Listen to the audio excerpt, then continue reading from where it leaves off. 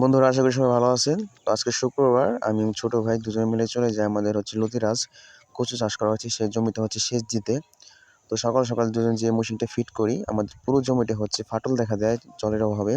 তো সেই জন্য আমরা জল দিয়ে দিই যাতে করে কচুটা খুব ভালোভাবে বড় হতে পারে। তো এটা আমাদের 23 শতাংশ জমি, এটা আমরা প্রথমে ভাসিয়ে দিই, যার কারণে এই জমিটা ফাটল বেশি ছিল। তো এই জমিটা 2 ঘন্টা লাগে। তো পরবর্তীতে আমাদের যে 24 শতাংশ জায়গাটা রয়েছে, এটা আমাদের যে পাম্প দ্বারা হয় সেই জমিতেই। তো সেটা আমাদের সময়টা একটু কম লাগে।